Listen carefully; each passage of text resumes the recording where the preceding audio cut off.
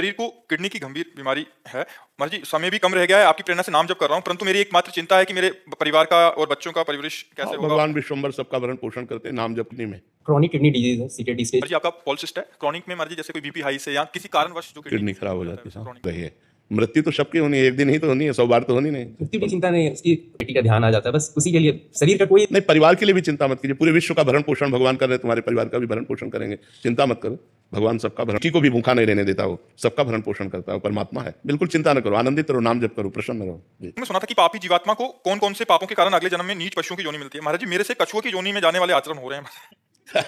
और है क्या कछुआ बनने का? आप सुधार लो, आप सुधार लो, नाम जप करो और भगवान से क्षमा मांगो।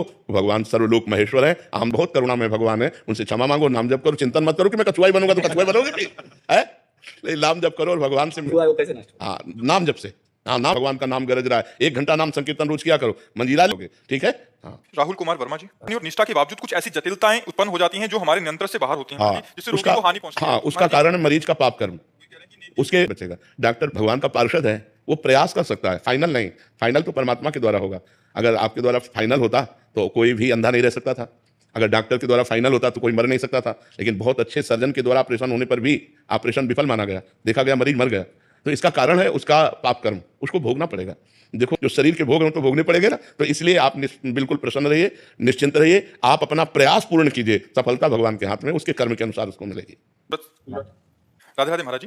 महाराज जी, आप में कभी माँ की ममता नजर आती है, तो कभी पिता की डांट, कभी मित्र की मित्रता, तो कभी गुरु की गुरु शिक्षा। तो महाराज जी, आप प्रेरक बनकर जिज्ञासाओं की पूर्ति करते हैं। महाराज जी, आप इतने सारे संबंधों का निर्वहन इतनी पूर्णता एक साथ हम भगवान करते हैं। दे अपने दास की बड़ाई करवा रहे और कराते रहे, वो सब भगवान कर रहे, हमारी सामर्थ्य नहीं। वो अमित रूपों में, अमित भावों से अमित जीवों का कल्याण कर रहे हैं, और बात हो रही कि प्रेमानंद कर रहे हैं, हम तो कुछ नहीं कर रहे, वही सब कुछ कर रहे हैं। भक्त का यश फैलाते हैं, ये उनकी महिमा, ये उन्हीं का खेल है। महाराज जी, तो मैं जब जैसे ही बिंदु को देखती हूँ तो मेरी आंखें बंद हो जाती हैं और नाम अंदर ही अंदर चलता है, बट उस पर ध्यान केंद्रित नहीं। हाँ नहीं, त्राटक क्रिया के लिए थोड़ा ब्रह्मचर्य चाहिए।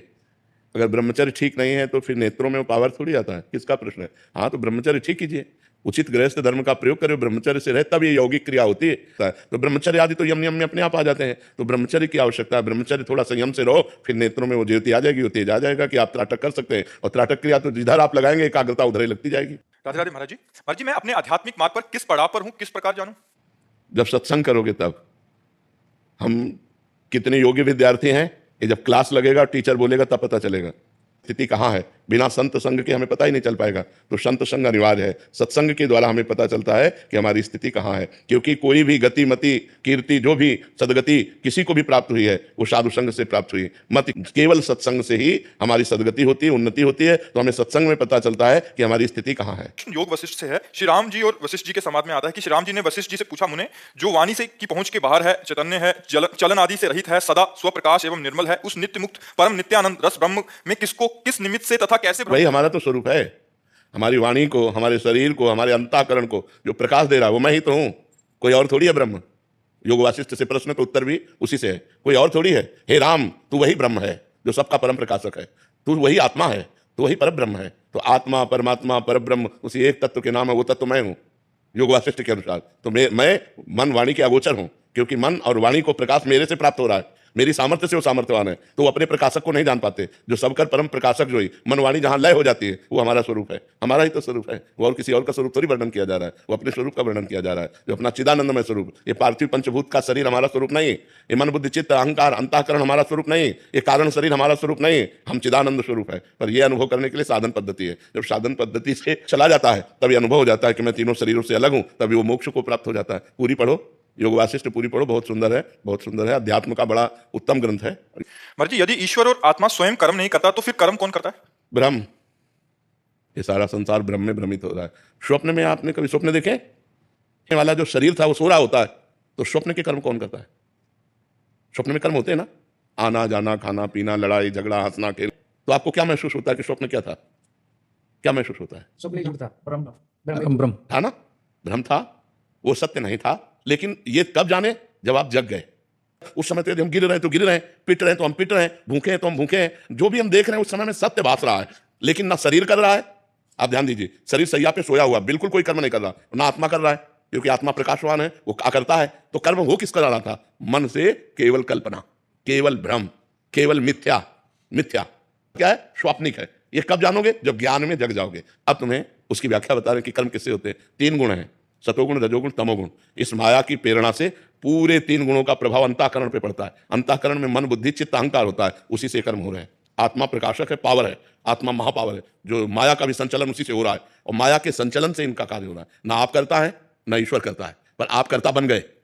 भ्रम से आप करता बन गए। स्वीकार करते हैं तो चूंकि वो स्वप्न था इसलिए बच गए, और जागृत में स्वीकार करेंगे तो आपको भोगना पड़ेगा।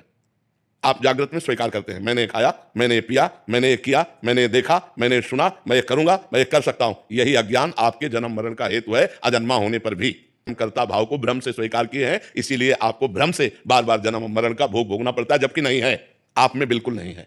आप समझ पा रहे ना? यही भ्रम हट जाए, जासु कृपा सब भ्रम मिट जाई, गिरजा सोई कृपालु रघुराई। तो भगवान का भजन करो, शास्त्रों का स्वाध्याय करो, तो बुद्धि प्रखर हो। अज्ञानी पहले से वैदिक मंत्र शंकर भगवान जी का करते हुए बड़े हुए, परंतु आपके प्रवचन सुनने के बाद पता चला कि वो मंत्र गुरु की आज्ञा के बिना नहीं करना चाहिए, इसलिए हमने सांब सदाशिव करने का प्रयत्न किया। आपकी वाणी से ही पता चला कि शंकर भगवान की आज्ञा से ही हमें राधा या राम नाम मिलता है। हमने दीक्षा तो नहीं ली, हम अधम उपांशु नाम लेने का प्रयत्न कर रहे हैं, फिर भी मन बार बार ये क्यों सोचता है कि हमें शंकर भगवान मिल सकेंगे कि नहीं, हम अधम भोले जी का। नहीं, ऐसा संशय तो रखना ही नहीं चाहिए, क्योंकि अगर उनको मिलना ना होता तो मुझे मानवदेह नहीं देते, उनको मिलना ना होता तो मुझे अपनी तरफ नहीं घसीटते, उनको अगर नहीं मिलना होता तो मुझे माया में फंसे रहने देते। उनको मिलना है, हम योग्य नहीं हैं, पर हम आशा करते हैं कि वो अपनी कृपा से जरूर मिल जाएंगे, और उनकी कृपा का स्वरूप है कि हर समय हम नाम जप करें, हर समय हम भगवान से मिलने की चाह प्रबल करते रहें, हर समय नाम जप करें, हर समय अच्छे आचरण करें, तो भगवान हम पर कृपा करके जरूर मिल जाएंगे।